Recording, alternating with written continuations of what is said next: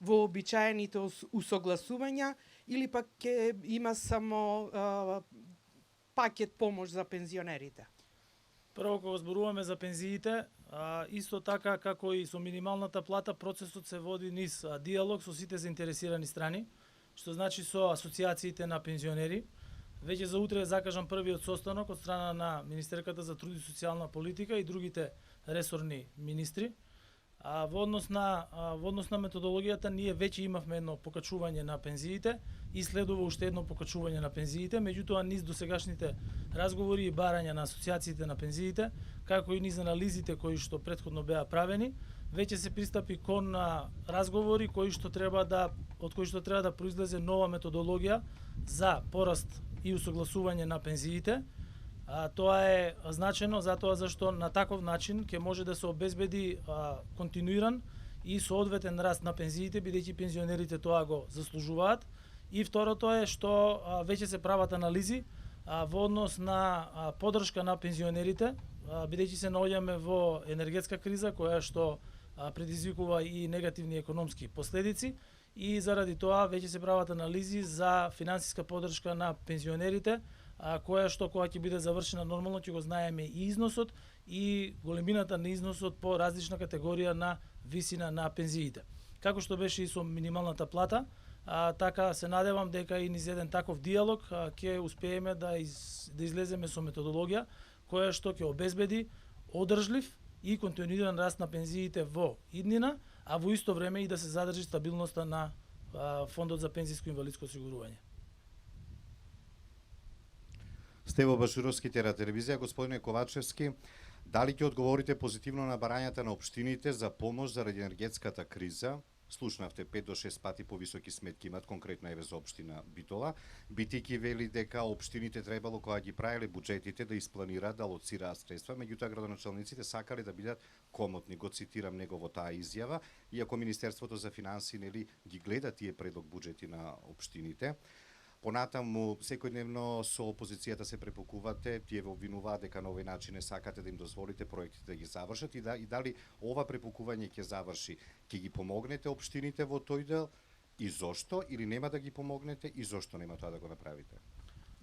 Најпрвин, владата кога го правеше буџетот, а јас бев дел од Министерството за финансии, буџетот е правен во услови на европска енергетска криза и во услови на се уште постоечка здравствена криза предизвикана од новите сорти соеви на коронавирусот и исто така економска криза која што е предизвикана од високите цени на енергенсите на светскиот пазар.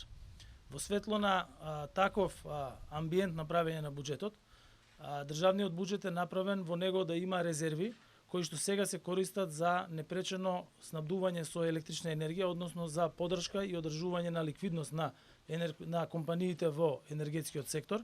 Второ, за одржување на стабилноста и ликвидноста на снабдувачите со топлинска енергија во градот Скопје. Трето, поддршка на граѓаните. Вие знаете дека најранливите категории на граѓани, 35.000 добиваат 1000 денари месечно додаток за електрична енергија и за затоплување. Потоа најранливите категории на граѓани кои што имаат пониски примања исто така се опфатени со помош во однос на поддршка за плаќање на сметките за електрична енергија. Компаниите исто така продолжуваат сите мерки кои што се однесуваат на поддршка за исплата на плата и поддршка за инвестициите. А во таа насока, заради ефектите од финансиската криза, како и од тоа што вработените и нивниот труд треба да бидат наградени и вреднувани, покачена е и минималната плата, при што во буџетот исто така се испланирани и беа испланирани финансиски средства за поддршка на работодавачите, за да може да се исплати поголема минимална плата, која што сега изнесува 18.000 денари. Доколку и општините на таков начин ги правеа буџетите, бидејќи да не заборавиме, градоначалниците кои што сега се избрани, тие се избрани во услови исти како кога е правен буџетот на државата и овие градоначалници ги правеа буџетите, очигледно е дека не биле предвидени резерви за справување со енергетската криза. Од друга страна, доколку се бара поддршка, исто така треба сите да бидеме одговорни. Како што владата е одговорна и ги намали тековните трошоци за работењето, за да ги пренамени средствата во целите и во расходите кои што претходно ги споменав, тоа треба како одговорни раководители и менаџери на општините да го направат и општините. Нормално тоа кога ќе биде направено, низ диалог кој што секогаш постоел со единиците на локална самоуправа преку нивната организација ЗЕЛС и во координација со економските ресори на владата, ќе се разговара, меѓутоа мора сите да бидеме одговорни и сите да придонесеме кон поддршка и на граѓаните и кон поддршка на стопанството во однос на справувањето со енергетската и во однос на справувањето со економската криза. Точно е дека Министерството за финансии ги гледа буџетите, меѓутоа исто така точно е дека буџетите ги прават самостојно општините и ги гласаат на своите совети.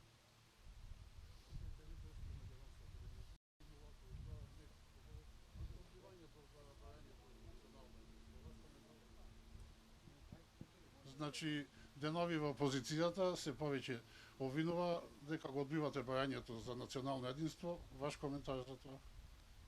Позициите на Република Северна Македонија во однос на единството и во однос на единството како внатре во државата, така и надвор од државата во меѓународната политика се многу јасно и чисто дефинирани во нашето уредување и исто така многу се јасно позиционирани во рамки на декларациите и резолуциите кои што се носени во нашето собрание, на кои што ние се придржуваме и со тоа можам да ви кажам дека ние комплетно стоиме зад ставовите кои што се изградени во Собранието на Република Северна Македонија.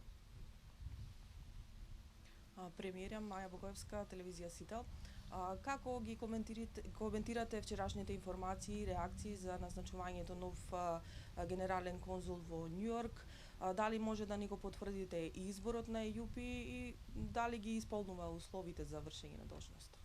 Во врска со вчерашните информации кои што и јас ги видов од медиумите, во однос на вашето прашање, во Њујорк, поточно со седиште во Њу Џерси, Република Северна Македонија има конзул кој што е дипломат од кариера, господинот Јордан Панев, кој што е таму на должност и не се планира негово предвремено повлекување во овој момент од конзулатот.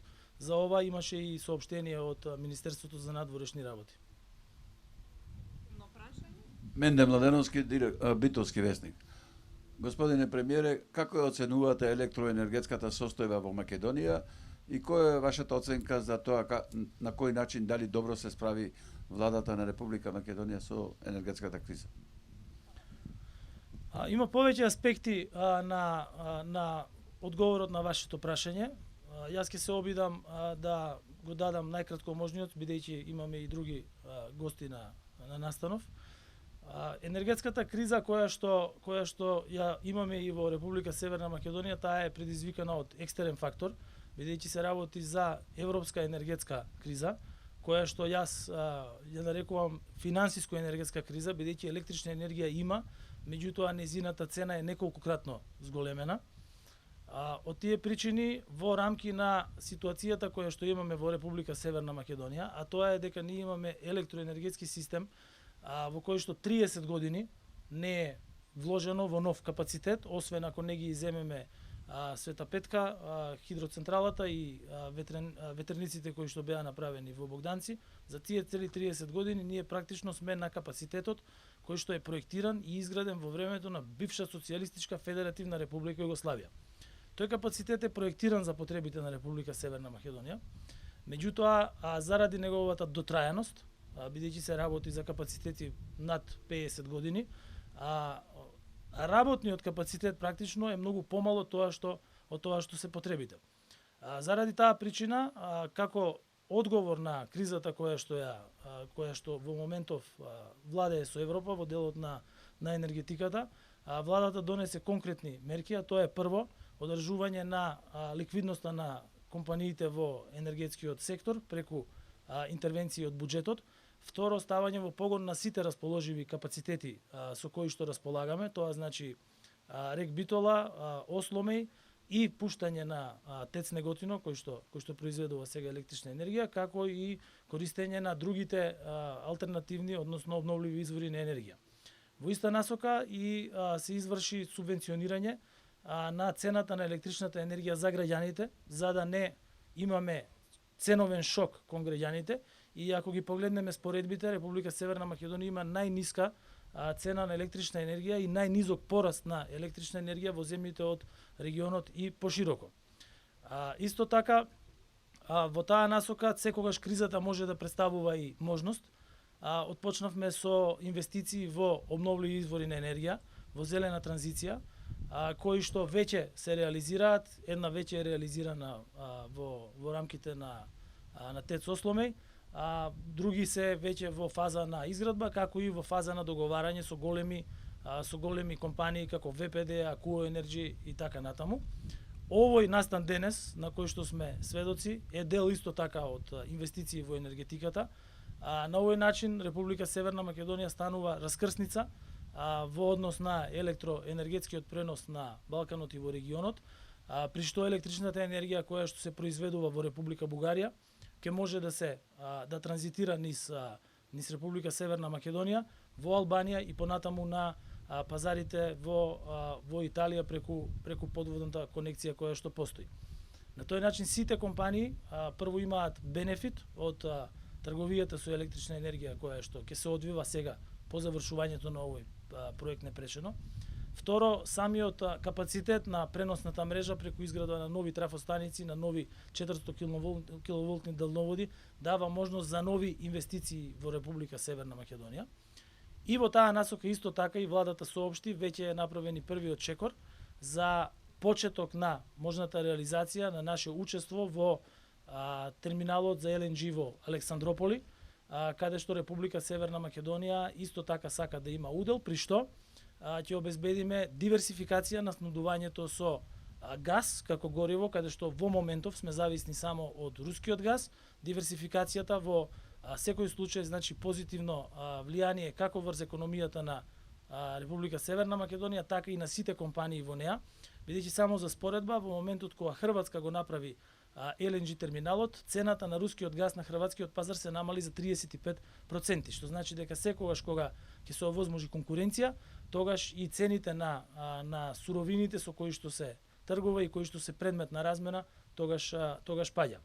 Ова е стратешки проект кој што заедно со сите вакви проекти треба на државата да ја овозможи енергетска транзиција и да кажеме одлуки кои што нема да значат само бенефит за една година или две, туку ќе значат бенефит за идните генерации кои што живеат и кои што работат во нашата држава.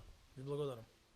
Се соопштат причините за дефектот и што го предизвика и пожарот во трафостаницата во Скопје, поради што главниот град речиси 1 час пред неколку дена остана без струја. Претходно само една мала корекција, пожарот беше надвор од трафостаницата. Да. Во близина непосредна. Причина на дефектот што предизвика пожар. Вчера ние пуштивме едно соопштение до јавноста каде што соопштивме дел од материјалот кој што ни дојде од работната група која што работи на овој случај. До сега можеме да кажеме дека во моментот кога се случува дефектот со изолаторската верига на 110 киловолтниот далековод Бунарџик Скопје 4, заштитата на трафостаницата, наместо да се исклучи далеководот кој што имал дефект, заради софтверска грешка се исклучува целата трафостаница. Само да напоменам дека таа трафостаница е целосно реконструирана во 2021 и фактот дека реагирала заштитата со исклучување на трафостаницата и нема настаната никаква материјална штета, значи дека системот за заштита функционира. Моментално стручните служби работат на анализа на повеќе податоци од повеќе скади од различни трафостаници и анализа на софтверските подесувања за во иднина при такви стандардни дефекти да не се исклучи целата трафостаница, туку да може да се исклучи само тој далековод. Значи, првичните сознанија се дека заради софтверска грешка наместо тој далековод исклучена е целата трафостаница. Добар ден, господине министре. Жанита Здравковска, сакам да кажам, портал. Сакам да ве прашам дали за скоро време може да се очекува реконструкција на патот низ Националниот парк Пелистер кој што не е рехабилитиран со години, е тесен, со дупки и секако го кочи туристичкиот развој на Пелистер? Ви благодарам. Благодарам на прашањето. Најпрвин да кажам дека на Пелистер имаме два типа на рангови на патни правци, патни делници. Едните се од регионален карактер, односно под ингеренции на државата, вторите се локални патишта под ингеренции на локалната самоуправа. Ние во текот на 2021 година веќе започнавме и го рехабилитиравме делот Битола Нижеполе со 24 милиони денари и оваа година ќе продолжиме со рехабилитација на оној дел кој што спаѓа под рангот на регионален патен правец. Се она кое што е останато од страна на локалните патни правци и е нотирано како локален пат на картите на државата, тоа значи дека овде ингеренција има општина Битола. Но доколку општината има потреба да врши реконструкција и рехабилитација и да добие финансиски средства, во Министерството за транспорт и врски имаме повик за локални патишта преку кои што им помагаме финансиски на општините да ги реконструираат и рехабилитираат своите локални патни правци. Сте во Башуровски телевизија. Нема да ве прашам дали ќе го вратите брзиот воз кон Битола и од Битола до Скопје, но ќе ве прашам која ќе свирни возот за Кременица, пругата е таква каква што е, и која ќе се направи патот од Битола до Меджитлија, бидејќи патот е таков каков што е. Благодарам на прашањата. Најпрвен за железничката пруга, таа е целосно изреконструирана, технички е изготвена, е изработена како проект и е завршена како инфраструктура. Во моментот Министерството за транспорт и врски заедно со Железници инфраструктура има изработено постапка која што е во владина процедура за пренамена на земјиштето, се заврши експроприацијата во меѓувреме и таа постапка која ќе ја завршиме веднаш излегуваме со тимовите на терен за да извршиме технички прием на оваа железничка пруга. Моите очекувања се дека оваа пролет ќе ги завршиме сите овие административни постапки и потоа ќе имаме можности од Битола до Жабени да се отвори линија секако и до границата со Република Грција. А второто прашање беше во однос на патниот правец Битола Меджитлија. Тендерот е завршен. Тендерската постапка се работи моментално на евалуација и на избор на најповолниот изведувач кој што ќе започне со рехабилитација на патниот правец Битола Меджитлија, кој што е многу значаен и паралелно со тоа работиме на проектирање, односно ја завршуваме постапката за проектирање на нов експресен пат од Битола Меджитлија, кој што е многу значаен за Битолскиот регион и за целиот Пелагониски регион. Сакам да напоменам, како што веќе најавивме, дека оваа година започнува силна градежна активност кон Пелагонискиот регион. Тоа го гледате сите од патниот правец од Градско кон Прилеп, а наскоро започнуваме и со рехабилитација на целиот превој Плетвар, кој што исто така е една исклучително значајна делница за овој дел од регионот и во нашите планови секако е изградбата на автопатот Прилеп-Битола. Министре, само уште едно прашање за регионалниот пат Битола Демир-Хисар Кичево. Околните жители таму од Демир-Хисарските села нели протестира. Дали имавте контакти со нив и какви се плановите, значи тие бараат таа делница од Другово до Демир-Хисар да се изврши таа рехабилитација веќе планирана одреден период на нас? Денеска во 15 часот имаме средба таму за да поразговараме за можностите кои што ги имаме како држава и како институции за да излеземе во пресрет на граѓаните. Таму државата има веќе направена рехабилитација на 12 километри и се подготвуваме да во нашите програми изготвиме постапки и можност за оваа пролет да ги изработиме и наредните 12 километри кои што се најоштетени и значајни за да бидат рехабилитирани. Ова е во координација со населението, но денеска во 15 часот ќе се сретнеме и ќе за сите овие прашања ќе дискутираме. Тој патен правец не е изрехабилитиран од 76-та година. И тоа само по себе говори дека сега треба да направиме крупни чекори за се она кое што било испуштено во минатото, да денеска го решиме во делот на патната инфраструктура и тоа ќе го направиме.